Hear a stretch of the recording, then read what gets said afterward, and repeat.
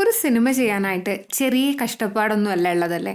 ചെറിയ കഷ്ടപ്പാടിലുപരി ഒരുപാട് ആൾക്കാരുടെ അധ്വാനം, അത് കഴിഞ്ഞ് ഒരുപാടധികം നമ്മൾക്കൊക്കെ ഒരുപക്ഷെ ഒരു ജീവിതകാലത്തിൽ ഏൺ ചെയ്യാൻ പറ്റുന്നതിലും ഒരുപാടധികം പണമാണ് അതിനുവേണ്ടി ചിലവാക്കുന്നത്. പക്ഷേ ചിലപ്പോഴൊക്കെ ആ സിനിമകൾ ബോക്സ് ഓഫീസിൽ വരുമ്പോൾ പ്രതീക്ഷിച്ച വിജയം നേടാതെ വരികയും അതല്ലെങ്കിൽ ഒരു ആവറേജ് ലെവലിൽ കഷ്ടിച്ച് പണം മാത്രം റിക്കവർ ചെയ്ത് മുന്നോട്ട് പോവുകയും ചെയ്യാറുണ്ട്. Hello everyone, welcome back to Set of Two. Today let's discuss how good marketing can sell anything and bad marketing can sink even the biggest, better ആയിട്ടുള്ള സിനിമകൾ വരെ.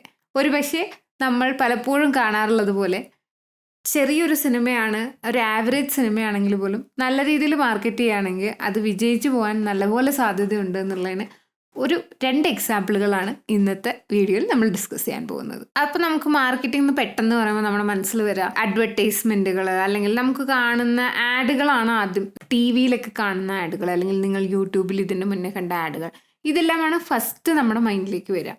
പക്ഷെ മാർക്കറ്റിംഗ് അതിനേക്കാളും വളരെ കോംപ്ലക്സ് ആയൊരു സബ്ജക്റ്റാണ്. അതുകൊണ്ട് തന്നെ ആണല്ലോ എമ്മിലൊക്കെ ആൾക്കാർ MBA ഒക്കെ എടുത്തത് പഠിച്ച് ഒരുപാട് പൈസയൊക്കെ മേടിച്ച് വലിയ വലിയ ഫേമുകളുടെ തലപ്പത്തിരിക്കുന്നത്. ഒരു നല്ല മാർക്കറ്റിംഗ് പ്ലാൻ ഉണ്ടെങ്കിൽ ഒരു ആവറേജ് പ്രൊഡക്റ്റിനെ പോലും നമുക്ക് സെല് ചെയ്യാൻ പറ്റും. പക്ഷെ നല്ല രീതിയിലൊരു മാർക്കറ്റിംഗ് ഇല്ല എന്നുണ്ടെങ്കിൽ ഇവന് ഗുഡ് പ്രൊഡക്റ്റ് വോണ്ട് സെൽ. ഇപ്പം അടുത്ത് ഞാൻ മിക്കി 17 എന്നുള്ള റോബർട്ട് പാറ്റിൻസൻ്റെയും പാരസൈറ്റിൻ്റെ ഡയറക്ടറായ ബോൺ ജുൻ ഹോയുടെയും മിക്കി 17 എന്നുള്ള സിനിമ ഉണ്ട്. മിക്കി 17 എന്നുള്ള സിനിമ സത്യം പറഞ്ഞാൽ ഞാൻ കുറച്ചൊക്കെ അപ്ഡേറ്റഡ് ആയിട്ടിരിക്കാൻ ശ്രമിക്കുന്ന ആളാണ്. എപ്പോഴും ഞാൻ അപ്ഡേറ്റഡ് ഒന്നും അല്ലെങ്കിലും കൂടിയിട്ട്. എന്നിട്ട് പോലും ആ സിനിമ ഇറങ്ങിയത് ഞാൻ പോലും അറിഞ്ഞില്ല എന്നുള്ളതാണ് അതിൻ്റെ സത്യം. ആ സിനിമ ഇറങ്ങാൻ നേരം ഞാൻ ആകെ കൂടെ കണ്ടത് റോബർട്ട് പാറ്റിൻസൺ കുറച്ച് ഭിക്ഷക്കാരായിട്ട് വേഷം കിട്ടിയ കൊറിയക്കാരെ മീറ്റ് ചെയ്യുന്ന എന്തോ ഒരു വീഡിയോ ഇൻസ്റ്റഗ്രാമിൽ ഞാൻ കണ്ടപ്പോഴാണ് ഞാൻ അതിൻ്റെ പിറകെ പോയിട്ട് അങ്ങനെ മിക്കി 17 എന്നുള്ളൊരു സിനിമ റിലീസ് ചെയ്യുന്നു എന്നുള്ള കാര്യം അറിയുന്നത്. സത്യം പറഞ്ഞാൽ ഇവരൊരു ഹൈ പ്രൊഫൈൽ ആക്ടർ ഉണ്ട് നിങ്ങളുടെ കയ്യിൽ, ഹൈ പ്രൊഫൈൽ ഓസ്കറൊക്കെ വിൻ ചെയ്ത് നിൽക്കുന്ന ഒരു ഡയറക്ടർ ഉണ്ട്. എന്നിട്ടും 80 മില്യൺ എന്തോ ആണ് മിക്കി 17 മാർക്കറ്റിങ്ങിന് ചിലവാക്കിയിരിക്കുന്നതെന്നാണ് സ്റ്റുഡിയോ റെക്കോർഡ്സ് പറയുന്നത്. എന്നിട്ടും ആ സിനിമ സത്യം പറഞ്ഞാൽ ജനങ്ങളിൽ എത്താൻ കഴിഞ്ഞില്ല. ഒരു പക്ഷെ അത് ജനങ്ങളിൽ എത്തിച്ച രീതി വളരെ ഡിഫറെൻ്റ് ആയിരുന്നിരിക്കാം. അതായത് മിക്കി 17 കുറച്ചും കൂടി സെറീബ്രൽ ആയ ഒരു സിനിമയാണ്, കുറച്ചും കൂടി ബുദ്ധിപരമായ ആശയങ്ങൾ വെച്ച് ചിന്തിക്കേണ്ട ഒരു സിനിമയാണ്. ഒരു സയൻസ് ഫിക്ഷൻ എന്ന് പറയുമ്പോൾ നമുക്കൊന്നും കൂടി ഇഷ്ടം കുറച്ചും കൂടി എന്താ പറയുക, കോമൺ ആയിട്ടുള്ള കാര്യങ്ങൾ, നമ്മൾ കണ്ടിട്ടുള്ള കാര്യങ്ങൾ കാണാനാണ് മുഴുവൻ നോക്കുമ്പോഴുള്ള ആൾക്കാർക്ക് ഇഷ്ടം. കുറച്ചും കൂടി അങ്ങനത്തെ ഓഡിയൻസിനെയാണ് അത് കുറച്ചും കൂടി പുള്ള് ചെയ്യുന്നതും. അതുകൊണ്ട് തന്നെ അത് പെട്ടെന്ന് പണം ഉണ്ടാക്കുന്ന ഒരു ജോണറും കൂടിയാണ് if you have the right formula. പക്ഷെ മിക്കി 17 എന്ന് പറയുമ്പോൾ കുറച്ചും കൂടി ബുദ്ധിപരമായ ആശയങ്ങളും സമകാലിക പ്രസക്തിയുള്ള കുറേ കാര്യങ്ങളും, അതിൽ കുറേ സോഷ്യൽ കമൻട്രി ഉണ്ട്. അതിലുള്ള ഒരുപാട് എന്താ പറയുക, അതിലുള്ള വില്ലനായിട്ടുള്ള ഫിഗർ ആയാലും മിക്കി 17 എന്നുള്ള ക്യാരക്ടർ ആയാലും മിക്കി 18 മിക്കി 17 തമ്മിലുള്ള ഡൈനാമിക്സ് ആയാലും ഒക്കെ ഒരുപാട് കാര്യങ്ങൾ സോഷ്യൽ കമൻട്രി അതിൽ പറയുന്നുണ്ടെങ്കിലും ആ ഒരു കഥാതന്തുവിനെ ഒട്ടും പിറകിലേക്ക് വലിക്കാണ്ടാണ് അതിലെ കാര്യങ്ങൾ പോകുന്നത്. വളരെ നല്ലൊരു സിനിമയായിട്ടാണ് എനിക്ക് തോന്നിയത്. Especially Robert Pattinson I think ട്വൈലൈറ്റിന് ശേഷം ചെയ്ത അത്രത്തോളം ആൾക്ക് ആ സിനിമയോട് ദേഷ്യമുള്ളതുകൊണ്ടോ അല്ലെങ്കിൽ ആ ഒരു ഫ്രാഞ്ചൈസിനോട് ദേഷ്യമുള്ളതുകൊണ്ടോ ആൾ പിന്നീട് ചെയ്ത എല്ലാ സിനിമകളും ആൾ കുറച്ചും കൂടി സെലക്റ്റീവായിട്ട് കുറച്ചും കൂടി ഡിഫറെൻ്റ് ആയിട്ട് എനിക്ക് എന്ത് ചെയ്യാൻ പറ്റും എന്നുള്ള ഒരു തോട്ട് പ്രോസസ്സിൽ ചെയ്ത സിനിമകളാണ്. ഈ ഒരു സിനിമ പ്രൊമോട്ട് ചെയ്യുമ്പോൾ specially he seem very happy. കുറച്ച് പ്രൊമോഷണൽ ഇവൻറ്റുകൾ ഇതിൽ നടന്നിട്ടുള്ളൂ എന്നുണ്ടെങ്കിലും പക്ഷേ ആ സിനിമ എന്താണ്, ഇങ്ങനത്തെ ഒരു സിനിമയാണ്, ഇങ്ങനത്തെ ഒരു ഓഡിയൻസിനെ അതിനെ അട്രാക്ട് ചെയ്യണം. ഒരുപാട് ആളുകൾ വിചാരിച്ചത് ഇതൊരു മിക്കി മൗസിനെ പറ്റിയുള്ള ഡിസ്നി സിനിമയാണെന്നാണ്. അതുകൂടാണ്ട് മറ്റ് പല ബിഗ് റിലീസുകളുമായിട്ടുള്ള ക്ലാഷ്, ഈ സിനിമ എന്താണ് കമ്മ്യൂണിക്കേറ്റ് ചെയ്യുന്നത് എന്ന് ആക്ച്വലി മാർക്കറ്റിങ്ങിലൂടെ കമ്മ്യൂണിക്കേറ്റ് ചെയ്യാത്തതിൻ്റെ പരിമിതികൾ. അപ്പോൾ നമുക്ക് ആസ് എൻ ഓഡിയൻസ് ഉണ്ടല്ലോ, നമുക്കൊരു സാധനം പോയി കാണണം എന്നുണ്ടെങ്കിൽ അതിനോട് നമുക്കൊരു ഇമോഷൻ ഫീൽ ചെയ്യണം. ആ ഇമോഷൻ നമുക്ക് ഫീൽ ചെയ്ത് കഴിഞ്ഞാൽ പിന്നെ അതൊരു ഹുക്കാണ്. ആ ഹുക്ക് നമ്മളെ നേരെ തിയേറ്ററിലേക്ക് വലിക്കും. പക്ഷെ മിക്കി 17 എന്നുള്ളതിൽ അങ്ങോട്ടും ഇങ്ങോട്ടും ഇല്ലാത്തൊരു കഥയായിപ്പോയി. പറയുമ്പോൾ അവർക്ക് വലിയ പേരുകളാണ് ഇതെല്ലാം. റോബർട്ട് പാറ്റിൻസന്റെ പേരാണെങ്കിലും ഹ്യൂജ് നെയിം, ഡയറക്ടർ ആണെങ്കിലും ഹ്യൂജ്. പക്ഷെ അതങ്ങോട്ട് ഇപ്പം സ്നോപിയേഴ്സറൊക്കെ ആളുടെ സിനിമയാണ്. സ്നോപിയേഴ്സറൊക്കെ കണ്ടിട്ടുള്ളവർക്കറിയാം എന്ത് കിടിലൻ സിനിമയാണത് എന്നുള്ളത്.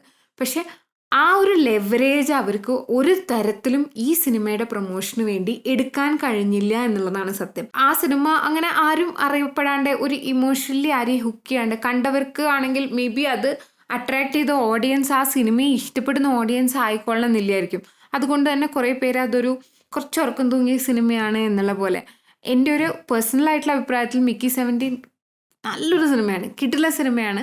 അതിൽ റോബർട്ട് പാറ്റിൻസൺ എന്നുള്ള ആക്ടർ, ഒരു പക്ഷേ ആൾക്ക് ട്വൈലൈറ്റിന് ശേഷം ആ ഒരു ഫ്രാഞ്ചൈസിനോടുള്ള ദേഷ്യം കാരണം ആൾ പിന്നീട് എടുത്തതല്ല, ആ ഒരു സ്റ്റീരിയോ ടൈപ്പിൽ ഞാൻ നിൽക്കരുത് എന്നുള്ള ഒരു വാശി കൊണ്ട് തന്നെ ഇപ്പോൾ ഈ ബാറ്റ്മാൻ വരെ എത്തി നിൽക്കുന്ന സിനിമകൾ നോക്കുകയാണെങ്കിൽ, ഒരു മിക്കി 17 നോക്കുകയാണെങ്കിൽ വളരെ ഡൈവേഴ്സ് ആയ ഒരു പോർട്ട്ഫോളിയോ ആണ് ആളുടേത്. അപ്പം ആളുടെ ആ ഒരു ടാലൻറ്റ്, ആളുടെ ഒരു വോയിസ് മോഡുലേഷൻ ആവട്ടെ, ആളുടെ ഒരു ബോഡി ലാംഗ്വേജ് ആവട്ടെ, എല്ലാം കൊണ്ടും മൂപ്പരാൾ നല്ല രീതിയിൽ അഭിനയിച്ചിട്ടുണ്ട്. നല്ല നല്ല കഥയുള്ളൊരു ഇതുമാണ്. നമ്മളുടെ ഒരു ഹ്യൂമൻ ബീയിങ്സിനെ പറ്റിയിട്ട് ഒരുപാട് സോഷ്യൽ കമൻട്രി, ഈവൻ നമ്മുടെ ക്യാരക്ടറിനെ പറ്റിയിട്ടും, അത് കൂടാണ്ട് തന്നെ ഇപ്പോൾ കറണ്ട് സെനാരിയോയിൽ നടക്കുന്ന ഒരുപാട് കാര്യങ്ങളെ പറ്റിയിട്ടുള്ള ഒരുപാട് സോഷ്യൽ കമൻട്രി അതിലുണ്ട്.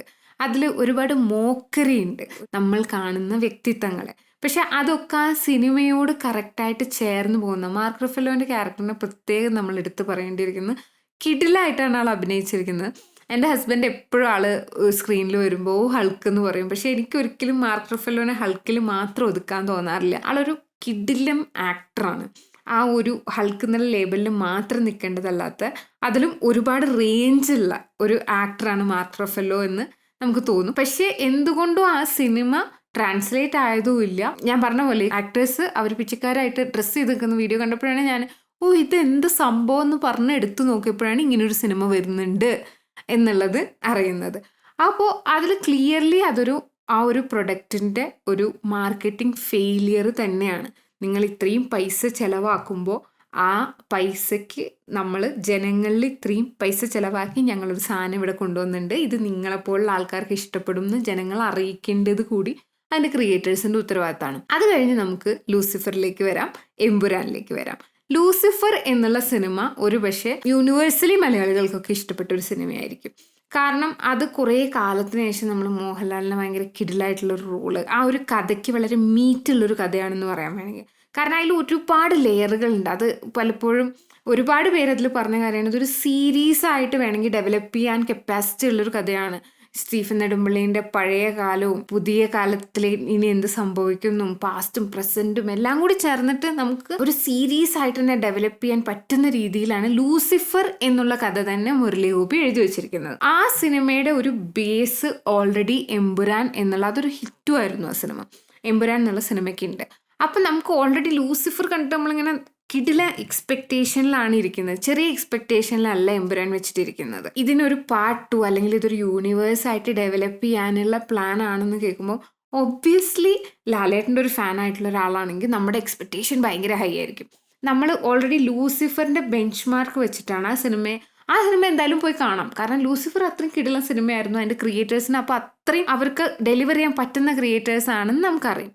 അതുകൂടാണ്ട് ഇതിൻ്റെ പിറകിലുള്ള എല്ലാ ടീമും ലാലേട്ടനും എല്ലാവരും ആണെങ്കിലും ഈ സിനിമേനെ പറ്റിയിട്ട് ഒരു 6-7 മാസം മുന്നേ ഇതിൻ്റെ പ്രൊമോഷൻ തുടങ്ങിയിട്ടുണ്ടാവും. എപ്പോഴും എമ്പുരാൻ്റെ കാര്യങ്ങൾ പറയും. മറ്റ് സിനിമകളുടെ പ്രൊമോഷൻ വന്നിരിക്കുമ്പോൾ കൂടി എനിക്ക് തോന്നുന്നു അവർ എമ്പുരാൻ്റെ കാര്യം പറയും. പൃഥ്വിരാജ് എന്നുള്ള നടനല്ല, പൃഥ്വിരാജ് എന്നുള്ള ബിസിനസ്മാന് കാര്യങ്ങൾ കറക്റ്റായിട്ട് പ്രൊമോട്ട് ചെയ്യണമെന്ന് നല്ലപോലെ അറിയാം. ഇതേ ഒരു കാര്യം തന്നെയാണ് ആൾ ആടുജീവിതത്തിന് വേണ്ടി ചെയ്തത്. ആടുജീവിതം എന്നുള്ള സിനിമേനെ പറ്റിയിട്ട് എനിക്ക് തോന്നുന്നു എത്രയോ കാലം എന്ത് സിനിമേനെ പറ്റി പറയാൻ വന്നതാണെങ്കിലും എന്ത് ഇൻ്റർവ്യൂ വന്നതാണെങ്കിലും അതിൽ ആടുജീവിതത്തിനെ പറ്റി ഒരു മെൻഷൻ ഉണ്ടാവും. എമ്പുരാനിൽ അത് ചെയ്തത് ലാലേട്ടനാണ്.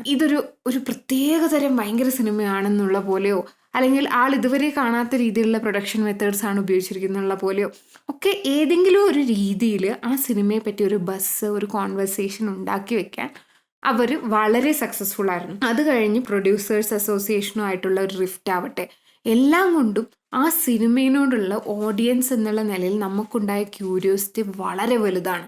അപ്പോൾ അതിൽ ഓൾറെഡി ലൂസിഫർ ഇത്ര ഹിറ്റ്, അതിൻ്റെ 2ാം ഭാഗം അതും ഇത്ര ഹൈപ്പ്, അപ്പോൾ എന്തായിരിക്കും സംഭവം എന്നറിയാൻ നമുക്ക് ഓൾറെഡി ക്യൂരിയോസിറ്റി.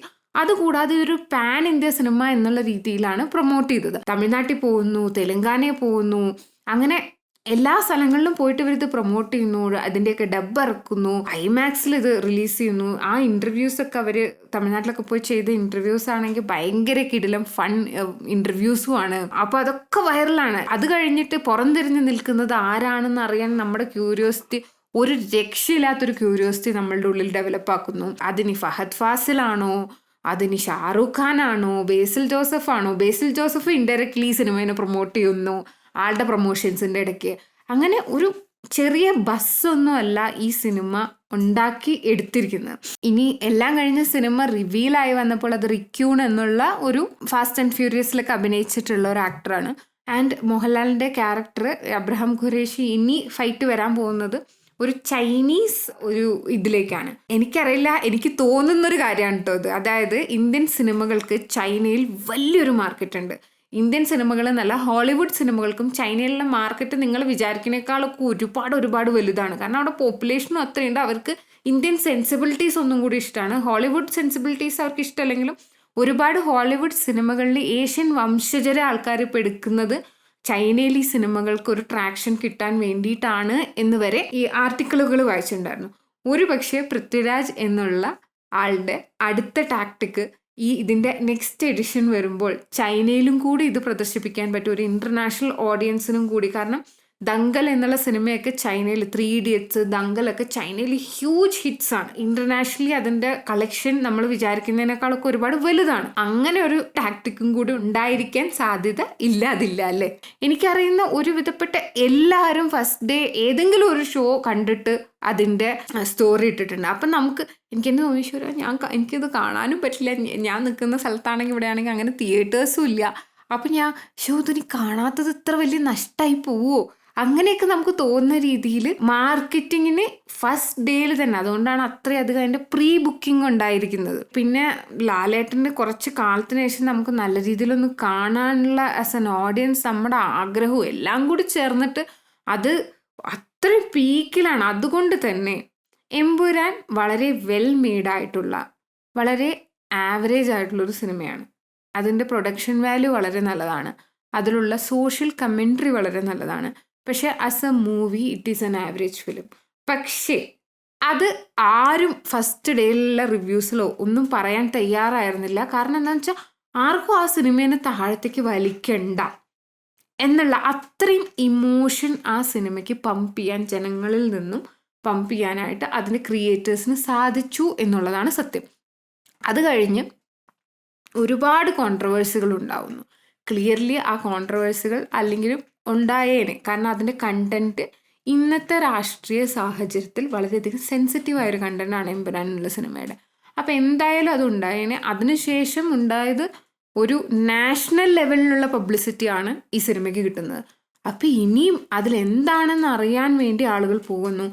ലാലേട്ടനൊരു പബ്ലിക് അപ്പോളജി കൊടുക്കുന്നു. അത് കഴിഞ്ഞതോടുകൂടി ആ കട്ട്, ഇപ്പൊ എൻ്റെ മദർ ഇൻ ലോയും ഫാദർ ഇൻ ലോയും നമ്മളടുത്ത് വിളിച്ചു പറഞ്ഞത് എന്താ അറിയോ, നമ്മള് കട്ടിന്റെ മുന്നേ പോയി കണ്ടു മക്കളെ, അത് കട്ട് ചെയ്യുന്നതിന്റെ മുന്നേ നമ്മൾ പോയി കണ്ടെന്ന്. ഇതൊരു ഫിയർ ഓഫ് മിസ്സിങ് ഔട്ടാണ് നമുക്ക് ക്രിയേറ്റ് ചെയ്യുന്നത്. നമുക്ക് ആ സാധനം ഇതിന്റെ മുന്നേ നമ്മൾ കണ്ടില്ലെങ്കിൽ അത് നമുക്കൊരു നഷ്ടമാണ്, അല്ലെങ്കിൽ നമ്മൾ സപ്പോർട്ട് ചെയ്യുന്ന വാല്യൂസിനൊരു നഷ്ടമാണ് എന്ന് നമുക്ക് തോന്നുന്ന രീതിയിൽ ഒരു ബസ് ആ സിനിമയുടെ ചുറ്റും ഉണ്ടാവുകയാണ്. ഒരു പക്ഷെ അത് ഡെലിബറേറ്റ് ആയിരിക്കും. മേ ബി ഇത്ര സ്കെയിൽ അതിൻ്റെ ക്രിയേറ്റേഴ്സ് പ്രതീക്ഷിച്ചിരുന്നു എന്നുള്ളത് നമുക്കറിയില്ല. ഒരു പക്ഷെ അത് നാച്ചുറലി ചില കാര്യങ്ങൾക്ക് അങ്ങനത്തെ ഒരു ഇമോഷണൽ ട്രിഗർ പ്രേക്ഷകരുടെ മനസ്സിൽ ഉണ്ടാക്കിയെടുക്കാനുള്ള കപ്പാസിറ്റി ഉള്ളത് കൊണ്ടും ആയിരിക്കാം. അത് കഴിഞ്ഞിട്ട് പിന്നെ ആ സിനിമ വലിയൊരു ഹിറ്റായി മാറുകയാണ്. എനിക്ക് എമ്പുരാൻ എന്നുള്ള സിനിമയിൽ തോന്നിയത്, പലരും പല കുറ്റങ്ങളും അതിന് പറഞ്ഞിട്ടുണ്ടായിരുന്നു. അതായത് ഇന്റർപോളൊക്കെ തേടുന്ന ആളെന്തിനു വന്ന് നാടൻ തല്ല് ചെയ്യുന്നു. ചിലപ്പോൾ ഫണ്ടിന് വേണ്ടി നമുക്ക് നാടൻ തല്ല് ആവാം. ആൾക്ക് അവിടെ ഇഷ്ടംപോലെ ഗൺമാനും കാര്യങ്ങളും ഒക്കെ ഉണ്ട്. പക്ഷെ ആൾക്ക് 4 ആളെ ഇടിക്കണം. ഒരു പലപ്പോഴും രാജഭരണങ്ങളിൽ ഇവരെയൊക്കെ ഗോഡ് ലൈക്ക് രാജാവ് എന്നുള്ള രീതിയിലാണ് കാണിക്കുന്നത്. ഡെമോക്രാറ്റിക് അല്ല ഇവരുടെ ഒരു യൂണിവേഴ്സ് ഒരിക്കലും. അപ്പോൾ അങ്ങനത്തെ ഇതിലുകളിൽ രാജാവ് ഇറങ്ങി പോരാടുന്നത് ഫണ്ട് തന്നെയാണ്, ഇത്രയും സെറ്റപ്പ് ഒക്കെ ഉണ്ടെങ്കിലും. അങ്ങനത്തെ ഒരു സെറ്റപ്പായിട്ടോ അല്ലെങ്കിൽ മഞ്ജു വാര്യരുടെ പ്രിയദർശിനി എന്നുള്ള ക്യാരക്ടറിനെ കൺവിൻസ് ചെയ്യാനും ഞാൻ തിരിച്ചു വന്നു എന്നുള്ളൊരു മെസ്സേജ് കൊടുക്കാനും ഒക്കെ വേണ്ടിയുള്ള ഒരു ജെസ്റ്ററായിട്ടേ അത് തോന്നിയുള്ളൂ. എമ്പുരാൻ എന്നുള്ള സിനിമയിൽ ഒരുപാട് സോഷ്യൽ കമൻട്രി ഉണ്ട്. ഒരുപാട് നമ്മുടെ രാജ്യത്ത് നടന്ന കാര്യങ്ങളുടെ ഒരു പ്രതിഫലനം അതിലുണ്ട്.